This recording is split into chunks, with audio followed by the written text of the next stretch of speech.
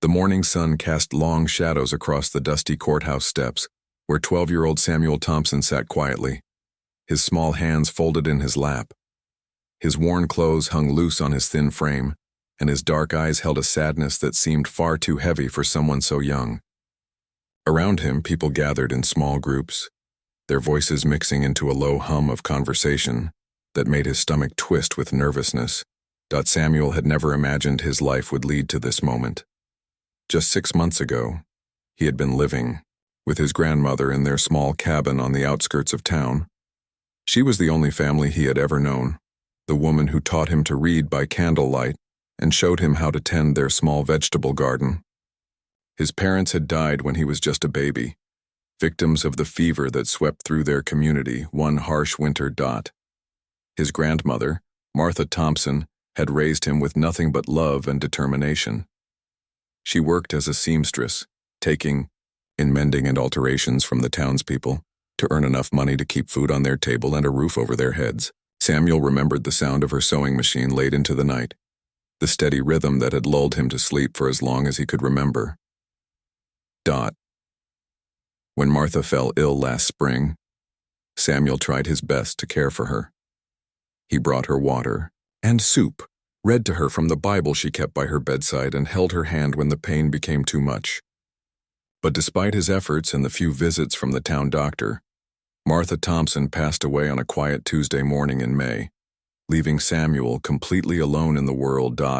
With no other relatives to claim him and no money to pay the debts Martha had accumulated during her illness, Samuel found himself in the care of the county. The officials were not unkind, but they made it clear that resources were limited.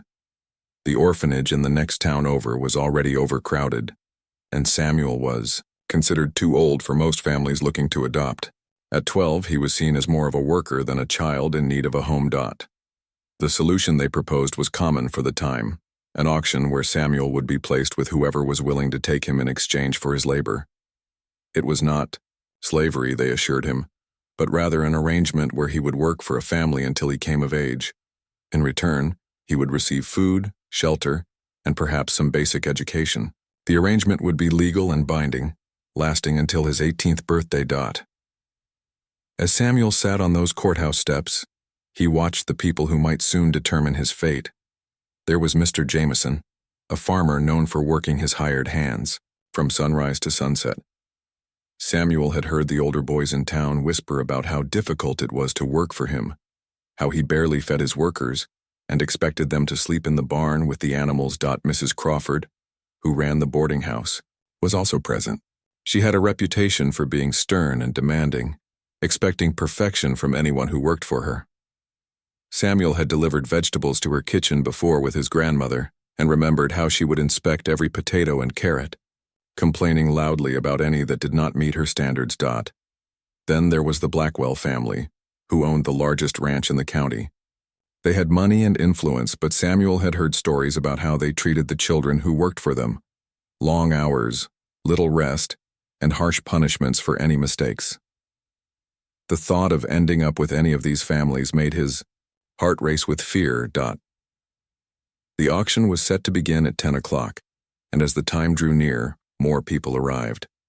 Some came out of curiosity, others with genuine interest in acquiring Samuel's services. He tried not to think about how strange it felt to be discussed like property, to have his worth debated by strangers who saw him only as a pair of hands to do work.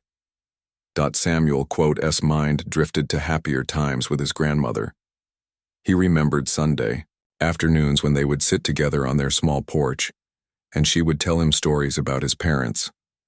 His father had been a carpenter, skilled with his hands and known throughout the community for his fine work. His mother had been a teacher before she married, someone who loved books and learning. "You have your father's steady hands and your mother's curious mind," Martha would tell him. "Don't ever let anyone convince you that you're worth less than any other child. You carry their best qualities in your heart." Those words seemed so far away now as Samuel faced an uncertain future. He wondered what his parents would think if they could see him sitting on these steps waiting to be sold to the highest bidder. Would they be proud of how he had cared for his grandmother in her final days? Would they understand that he had No choice in what was happening to him now. The sound of approaching footsteps made Samuel look up. The county clerk, Mr. Peterson, was walking toward the courthouse with a folder in his hands. The papers that would formalize whatever arrangement was made today. Behind him walked Sheriff Morrison, whose presence was meant to ensure everything proceeded fairly and legally. "Time to go inside, son," Sheriff Morrison said gently, placing a hand on Samuel's shoulder. The kindness in his voice was comforting, but it could not erase the fear that had been growing in Samuel's chest all morning. As they walked into the courthouse, Samuel took one last look at the world outside. The trees were full and green, birds sang in their branches, and somewhere in the distance he could hear children laughing as they played. It was a beautiful day, the kind of day that should have been filled with hope and possibility. Instead, Samuel felt like he was walking toward a future that would steal away what little remained of his childhood. The courthouse was cool and dim compared to the bright morning outside. Wooden benches filled the main room, and at the front stood a podium where Mr. Peterson would conduct the proceedings. People filed in behind them, taking their seats and continuing their conversations about Samuel as if he were not standing right there among them. Samuel found himself assigned to a chair near the front, where everyone could see him clearly. He sat up straight, trying to appear strong and capable despite the fear that threatened to overwhelm him. His grandmother had always taught him to hold his head high, no matter what challenges he faced. Today, he would honor her memory by showing the same dignity she had maintained throughout her life, even when times were hardest. Mr. Peterson cleared his throat and called for attention as the courthouse clock struck 10. The murmur of conversations gradually died down, and all eyes turned toward the front of the room where Samuel sat. The county clerk adjusted his spectacles and opened the folder containing Samuel's papers, his official records that would determine the boy's future. "Ladies and gentlemen, we are here today to find suitable placement for Samuel Thompson, age 12, recently orphaned and in need of care and employment," Mr. Peterson announced in his formal tone. "The arrangement will be legal guardianship, with work expectations lasting until the boy reaches his majority at age 18.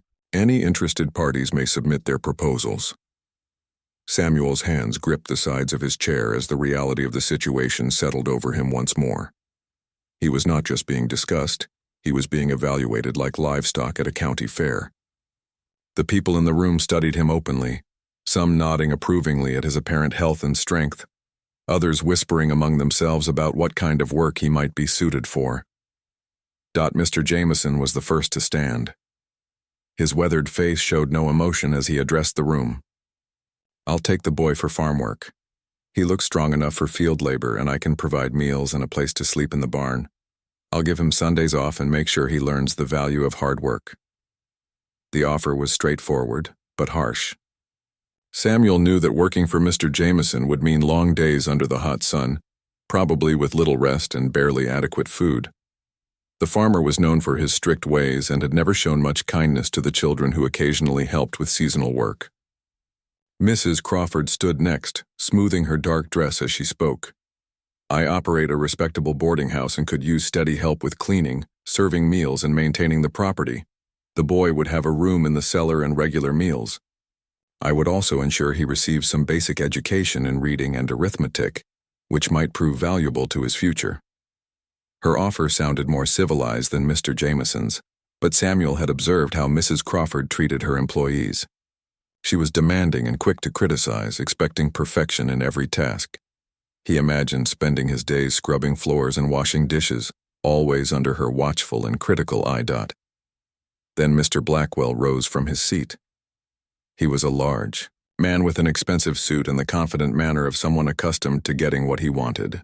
"My ranch operation requires dependable help, and I believe in training young people properly.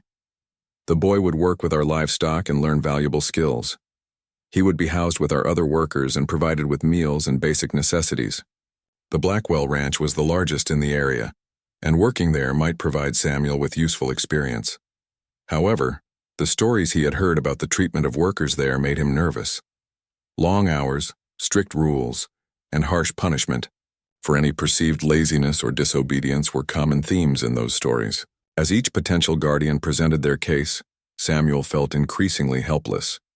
None of these options offered the warmth and care he had known with his grandmother. They were all business arrangements, focused on what he could do for them, rather than what might be best for his development as a young person. Other townspeople also expressed interest. The miller needed someone to help with his business, promising to teach Samuel the trade in exchange for his labor. The hotel owner thought Samuel could be useful for carrying luggage and maintaining the property. Each offer was practical and legal, but none showed genuine concern for Samuel's well-being or future beyond their immediate needs. Samuel tried to imagine himself in each situation, but every possibility seemed to lead to a life of hard work with little hope for advancement or happiness. He thought about his grandmother's dreams for him. She had always hoped he might continue his education, perhaps become a teacher like his mother, or learn a skilled trade like his father. None of these offers would provide such opportunities. The bidding process began to feel like a competition, with each potential guardian trying to outdo the others by promising more work hours or additional responsibilities for Samuel. Mr. Jameson increased his offer by promising to teach Samuel about crop rotation and animal husbandry. Mrs. Crawford mentioned that he might eventually be promoted to serving in her dining room if he proved reliable in the kitchen. Samuel noticed that money was also part of the discussion, though it was mentioned discreetly. Some of the interested parties were willing to pay a small fee to the county for the privilege of taking Samuel into their care. This arrangement would help offset the costs the county had incurred in caring for him since his grandmother's death. As the negotiations continued, Samuel began to feel invisible despite being the center of attention. The adults discussed his future as if he had no thoughts or feelings about the matter. No one asked what kind of work he preferred or whether he had any hopes for his future. He was simply a problem to be solved, a burden to be transferred from the county to whoever was willing to accept it. The morning sun had grown stronger, streaming through the courthouse windows and making the room uncomfortably warm. Samuel loosened his collar slightly and tried to stay alert despite his growing sense of despair. He had accepted that his childhood was effectively over, but he had hoped for a placement that might offer some kindness or understanding. Sheriff Morrison, who had been standing quietly near the back of the room, stepped forward during a brief pause in the proceedings. Before we finalize any arrangements, I want to remind everyone that this is a young boy we're discussing. While we all understand the practical necessities involved, I hope the chosen guardian will remember that Samuel needs more than just food and shelter. He needs guidance, patience, and the opportunity to develop into a productive citizen. The sheriff's words brought a moment of silence to the room. Samuel felt grateful that someone had spoken up for his humanity, even if it might not change the outcome of the auction.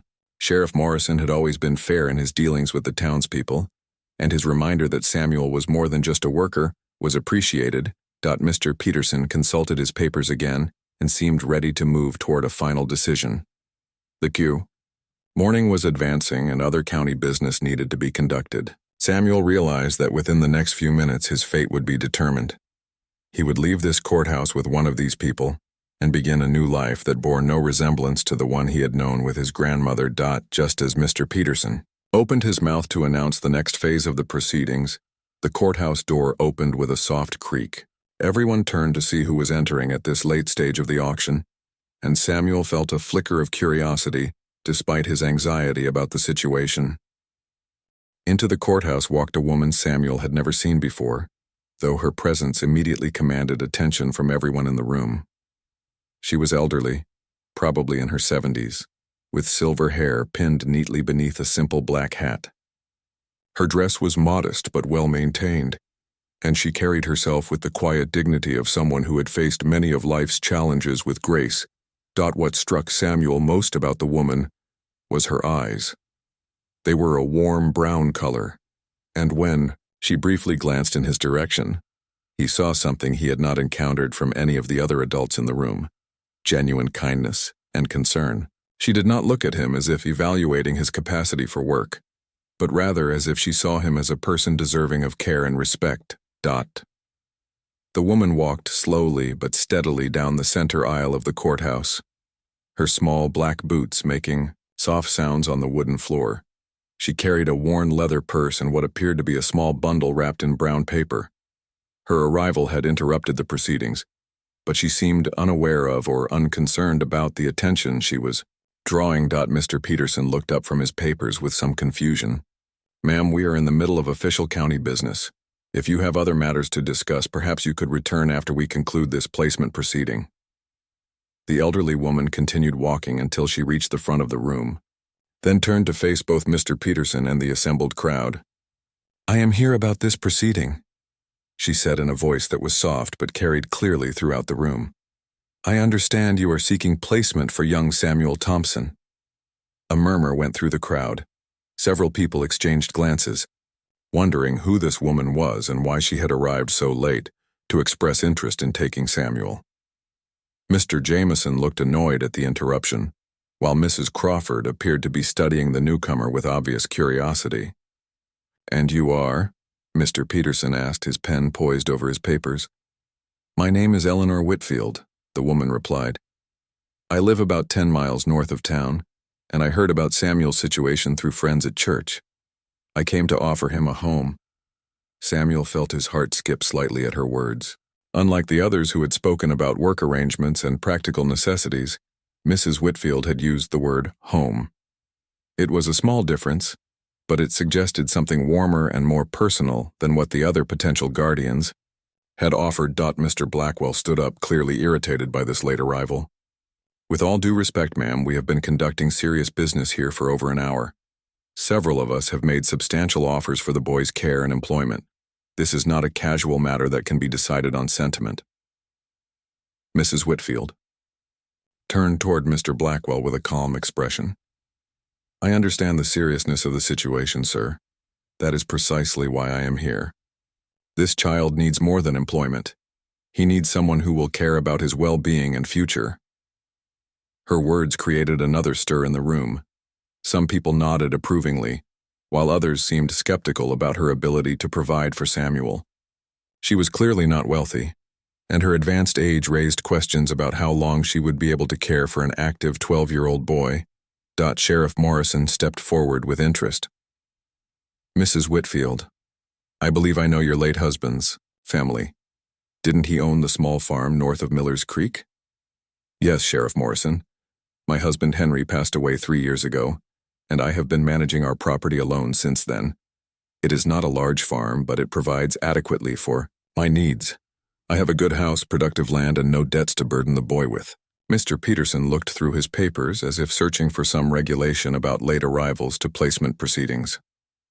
"Mrs. Whitfield, while we appreciate your interest, we must consider practical matters.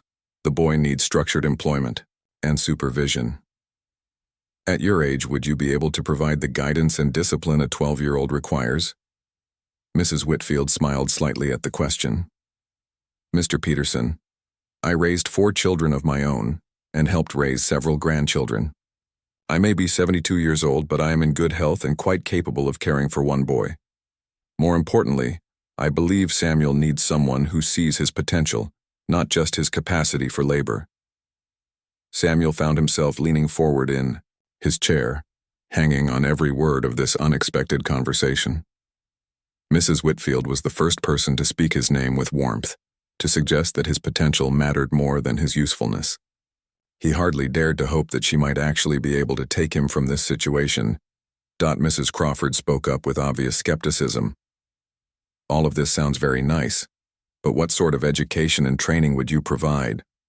The boy needs to learn practical skills that will serve him as an adult. Sentiment alone will not prepare him for life."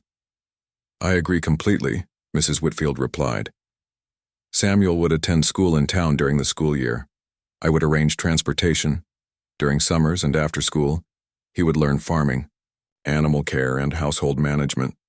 My late husband was a skilled carpenter, and his tools are still in good condition. Samuel could learn woodworking if he showed interest and aptitude." The mention of carpentry caught Samuel's attention immediately. His grandmother had often told him about his father's skill with wood and tools. The possibility of learning the trade his father had practiced seemed like a connection to the family he had lost. Mr. Jameson shook his head dismissively. "This all sounds very idealistic. But what about the practical aspects? Can you provide adequate food, clothing, and shelter?" Can you handle a boy if he becomes difficult or rebellious? Boys his age need firm discipline and constant supervision. Mrs. Whitfield's eyes flashed with quiet strength. Mr. Jameson, I have managed a farm and household for over 50 years. I believe I understand something about providing for people's needs. As for discipline, I have found that children respond better to kindness and respect than to harshness. Samuel has already shown remarkable character by caring for his grandmother during her illness. He deserves to be treated accordingly. Her defense of his character made Samuel feel something he had not experienced since his grandmother's death, the sense that someone truly saw him and valued him as a person. Mrs. Whitfield had somehow learned about how he had cared for Martha, and she viewed it as evidence of his good character, rather than simply acknowledging it as a fact. The room fell quiet as people considered this unexpected turn in the proceedings. Mrs. Whitfield had presented herself as a serious candidate for Samuel's guardianship, but she was so different from the others that some seemed unsure how to respond to her offer. Mr. Peterson cleared his throat. Mrs. Whitfield, while your intentions are clearly good, we must consider all factors involved in this placement. The county has a responsibility to ensure that Samuel is placed in a situation that will serve his long-term interests and provide stability. I understand your concerns, Mrs. Whitfield replied. Perhaps it would help if I explained more about what I can offer Samuel and why I believe my home would be the right place for him to grow and develop into the fine young man his grandmother hoped he would become. Mrs. Whitfield moved closer to where Samuel sat, and for the first time since the proceedings began, someone addressed him directly. Samuel, I knew your grandmother Martha. We attended the same church for many years, though I suspect you may not remember me. She spoke of you often and with great pride. Samuel's eyes widened with surprise and hope. This connection to his grandmother felt like a lifeline thrown to him in his darkest moment. Yes, ma'am. I think I do remember you, he said quietly. You sat near the back of church and sometimes brought flowers from your garden for the altar. That's right, Mrs. Whitfield smiled warmly. Your grandmother often told me how you helped her with everything, cooking, cleaning, reading to her in the evenings. She said you had inherited your mother's love of learning and your father's gentle strength. Martha was very proud of the young man you were becoming. The mention of his grandmother's pride brought tears to Samuel's eyes, but they were not entirely tears of sadness. For the first time in months, someone was speaking about him with the same love and respect his grandmother had shown. Mrs. Whitfield was not evaluating his capacity for work. She was acknowledging his worth as a person. Mr. Peterson shifted impatiently in his chair. Mrs. Whitfield, while these personal connections are touching, we need to address practical concerns. What specific arrangements would you make for Samuel's care, education, and future preparation? Mrs. Whitfield turned back to address the room while keeping one hand gently placed on the back of Samuel's chair. My farm consists of 40 acres, with a house, barn, and outbuildings all in good repair. I keep chickens, 2 milk cows, and a few pigs. There is a large vegetable garden and a small orchard. Samuel would learn to manage all aspects of farm life, which would provide him with valuable skills no matter what path he chooses in life.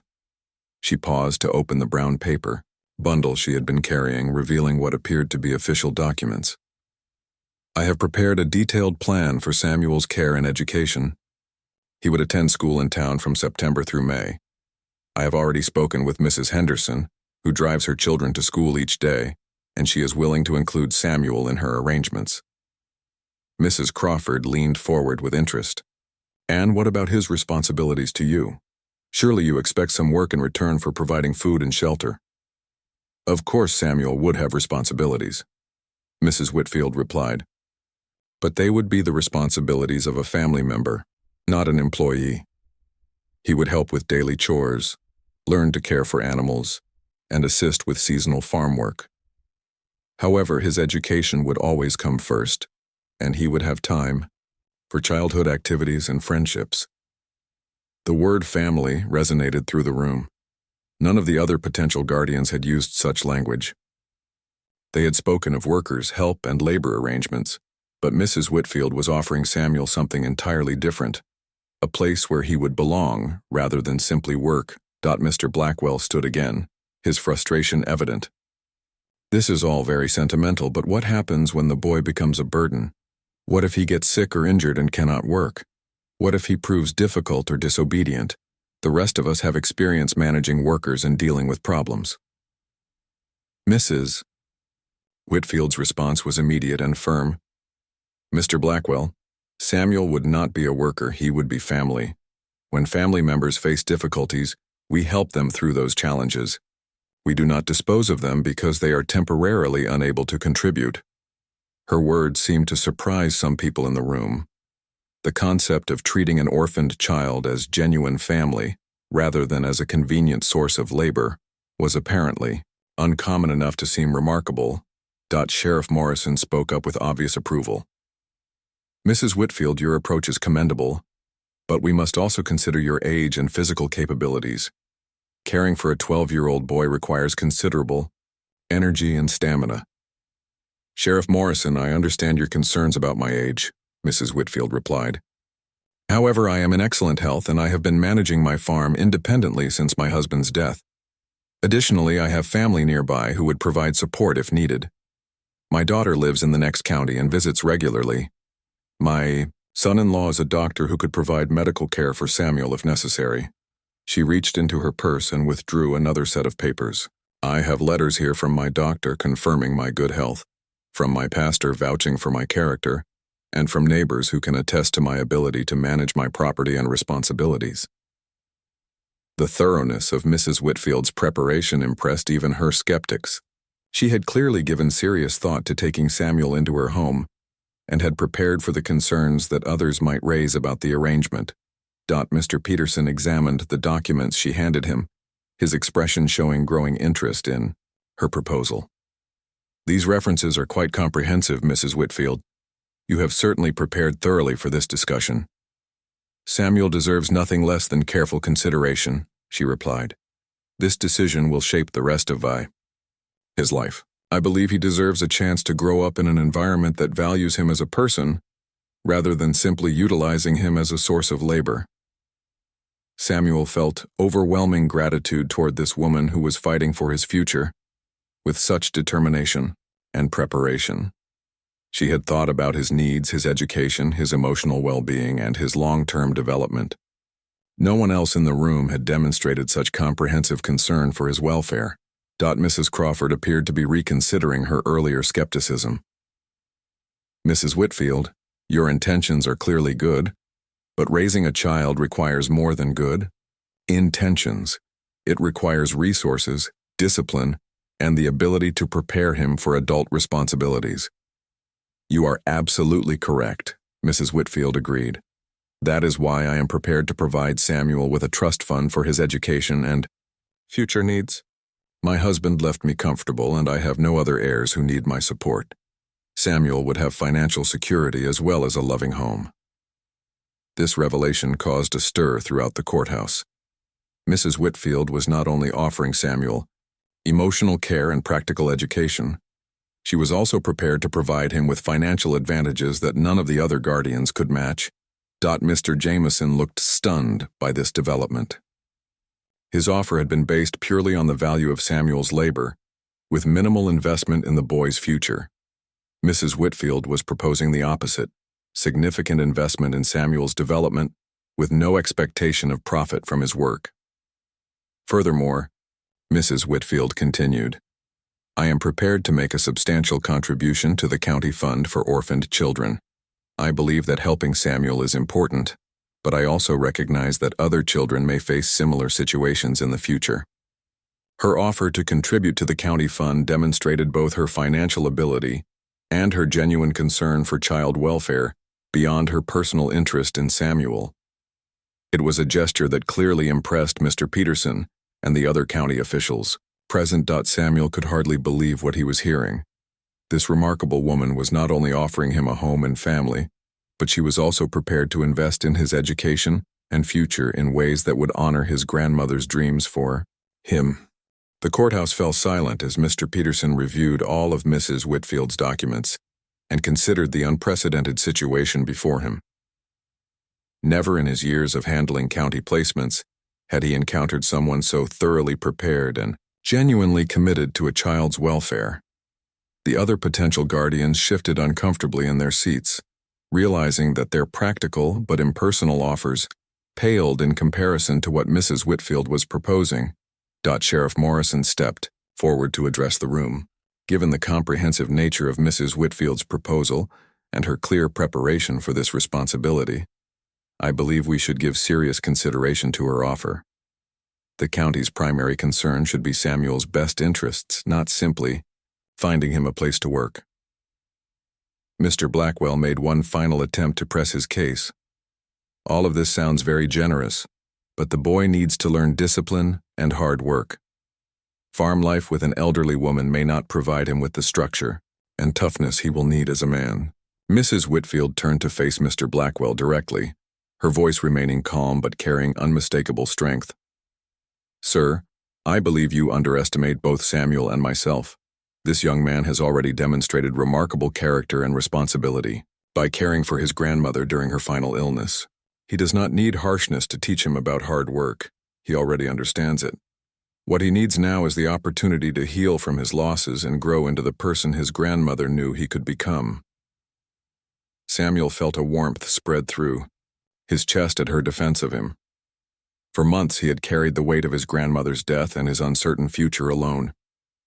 Now for the first time, someone was standing up for him and articulating a vision of his future that honored both his past struggles and his potential. Mr. Peterson set down the documents and looked around the room. Based on the proposals presented, today I believe Mrs. Whitfield has demonstrated both the means and the commitment necessary to provide Samuel with appropriate care and opportunities. Unless there are any legal objections to this placement, I am prepared to award guardianship to Mrs. Eleanor Whitfield. The room buzzed with quiet conversations as people processed this unexpected outcome. Mr. Jameson and Mr. Blackwell looked disappointed, but not particularly surprised. Mrs. Crawford nodded approvingly, perhaps recognizing that Mrs. Whitfield's approach was more likely to produce a successful outcome for Samuel. Mrs. Whitfield knelt down beside Samuel's chair so they could speak at eye level. Samuel, this decision must be yours as well as the county's. I can offer you a home and family, but I cannot force you to accept it. Would you be willing to come live with me? For a moment, Samuel could not speak.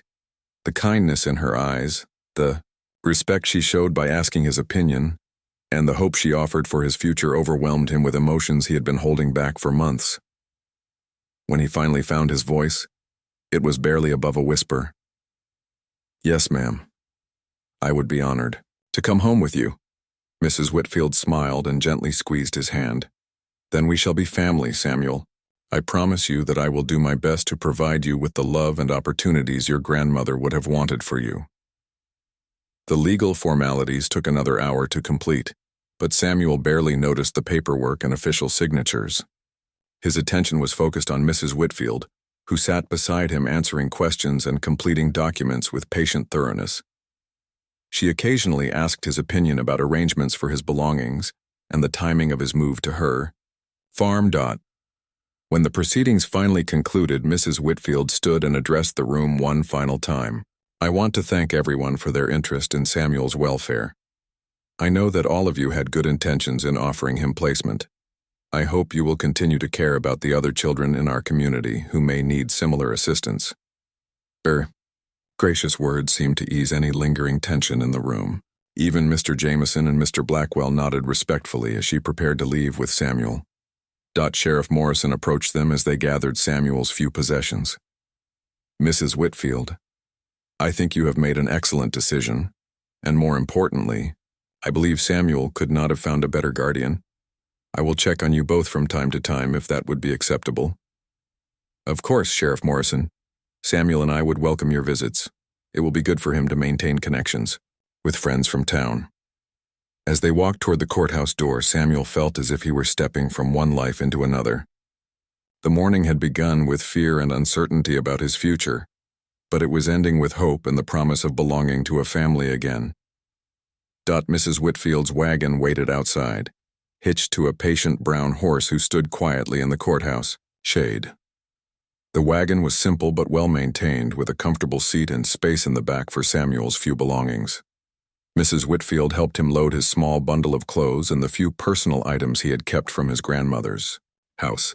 "Are you ready to see your new home, Samuel?" she asked as they climbed onto the wagon seat. "Yes, ma'am," he replied, then hesitated before adding, "Mrs. Whitfield, why did you decide to take me in? You don't really know me, and you could have had a comfortable life without the responsibility of raising another child." Mrs. Whitfield considered his question carefully as she guided the horse through the town streets. "Samuel, when my husband and I were raising our own children, we often talked about how blessed we were to have family. After our children grew up and moved away, and especially after Henry died, I sometimes felt that my house was too quiet and my table too empty. When I heard about your situation, I realized that perhaps we could help each other. You need a family, and I need someone to share my life with." Her honest answer touched Samuel deeply. She was not presenting herself as a charitable saint rescuing a poor orphan. Instead, she was acknowledging that their arrangement would benefit both of them, that he had something valuable to offer her, as well as receiving her care. As they drove through the countryside toward Mrs. Whitfield's farm, Samuel began to believe that his grandmother's prayers for his future might actually be answered. The road ahead was still uncertain, but for the first time in months he was traveling toward hope instead of away from everything he had loved. The afternoon sun warmed his face as they rode, and Mrs. Whitfield pointed out landmarks and neighbors, farms along the way. She told him about the school he would attend, the friends he might make, and the projects they could work on together around the farm. Her voice was filled with genuine enthusiasm for sharing her life with him, and Samuel began to understand that he was not just gaining shelter and food, he was gaining someone who truly wanted him in her life. The Whitfield farm appeared around a bend in the road like something from a peaceful dream. The white farmhouse sat comfortably among tall oak trees, with a wraparound porch that looked perfect for evening conversations. Behind the house, Samuel could see a red barn, several outbuildings, and fields that stretched toward distant hills. Gardens bloomed with vegetables and flowers, and chickens pecked contentedly in a fenced yard near the kitchen door. "Welcome home, Samuel," Mrs. Whitfield said softly as they approached the house. The word home still felt fragile to Samuel, like something precious that might break if handled too roughly. But as Mrs. Whitfield showed him around the property, explaining where everything was and what his responsibilities would be, he began to believe that this place might truly become his sanctuary. His room was on the second floor of the house, with windows that looked out over the garden and fields. It was simply furnished but comfortable, with a real bed, a wooden desk, and shelves where he could keep his few books and personal belongings. Mrs. Whitfield had already placed fresh flowers on the windowsill and laid out clean quilts that smelled of lavender. "This was my son Robert's room when he was your age," she explained. "He lives in California now with his own family, but I think he would be happy to know someone is using his room again." That first evening, they sat on the front porch after supper watching fireflies dance in the gathering darkness. Mrs. Whitfield told Samuel stories about the farm, about her children when they were young, and about his grandmother Martha and the friendship they had shared over the years. "Martha often worried about what would happen to you if something happened to her," Mrs. Whitfield said gently. "She made me promise that if she ever passed away and you needed help, I would step in. I suppose today was me keeping that promise." Samuel felt tears prick his eyes at this revelation. Even in her final months, his grandmother had been thinking about his future and making arrangements to protect him. The knowledge that Mrs. Whitfield had not simply appeared by chance, but had come in response to his grandmother's request, made their new relationship feel like a continuation of Martha's love, rather than a complete break from his past. The months that followed brought changes Samuel could never have imagined. Mrs. Whitfield was as good as her word about education. Samuel started school in September, and she made sure he had everything he needed to succeed. His teacher, Miss Caroline, was impressed by his reading ability and encouraged his love of learning. At the farm, Samuel discovered that he enjoyed working with his hands and caring for animals. He learned to milk cows, gather eggs, tend the vegetable garden, and help with the seasonal rhythms of farm life. Mrs. Whitfield was patient with his mistakes and generous with her praise when he mastered new skills.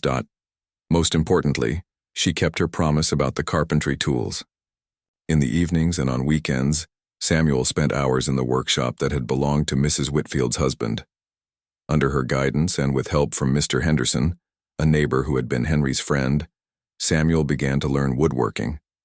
His hands seemed to remember something his father had passed down to him, and he showed natural talent for the craft. The trust fund Mrs. Whitfield had mentioned proved to be real and substantial. She explained that it would pay for his education, through college if he chose to continue his studies, or help him establish himself in a trade or business when he came of age. The knowledge that his future was secure allowed Samuel to focus on learning and growing, rather than worrying about survival. Perhaps most remarkably, Mrs. Whitfield treated him exactly as she had promised, as family. When he made mistakes, she corrected him with patience and understanding. When he achieved something, she celebrated his success with genuine pride. When he was sad or struggling with memories of his grandmother, she comforted him without trying to replace Martha's memory, but rather honoring it. Samuel, S. relationship with Mrs. Whitfield deepened over the seasons. He began calling her Grandma Eleanor, a title that pleased them both. She taught him to cook, to manage money, and to treat all people with dignity and respect. He helped her with increasingly complex farm tasks and became her trusted companion in managing the property. The community gradually accepted Samuel as Mrs. Whitfield's grandson, rather than her ward. At school, he made friends and participated in activities without the stigma of being the orphan boy. His teachers noticed his academic progress and began encouraging him to think about higher education. His woodworking skills developed to the point where neighbors began commissioning small projects from him. By his 16th birthday, Samuel had grown into a confident, capable young man who bore little resemblance to the frightened boy who had sat on the courthouse steps 4 years earlier. He was tall and strong from farm work, intelligent and well-read from his education, and skilled with his hands from hours in the workshop. Most importantly, he had learned to trust in his own worth and to believe in his future possibilities. Mrs. Whitfield, now in her late 70s, remained active and engaged, but she had begun to slow down slightly. Samuel naturally took on more responsibilities around the farm, not as a burden, but as a way of caring for the woman who had given him so much. Their relationship had evolved into one of mutual support and deep affection. On quiet evenings, they still sat on the front porch, but now their conversations were between equals rather than guardian and ward. Samuel would tell her about his plans for the future. He was considering studying agriculture and business so he could eventually take over the farm operation. Mrs. Whitfield would share stories about her long life and express her pride in the man Samuel was becoming. "Your grandmother would be so proud of you," she would often say. "You have honored her memory by becoming exactly the kind of person she knew you could be." Samuel always felt a warm glow of satisfaction when she said this. He had not forgotten Martha Thompson or the love she had given him, but he had been able to build on that foundation rather than being destroyed by her loss. Mrs. Whitfield had given him the gift of time and safety to heal, to grow, and to discover his own strength and potential. The auction that had once seemed like the end of his childhood had instead become the beginning of a new life, filled with opportunities his grandmother could only have dreamed of for him. Samuel had learned that sometimes what appears to be disaster can become the doorway to unexpected blessings, and that there are people in the world whose kindness can transform a frightened child into a confident young man ready to embrace his future with hope and determination.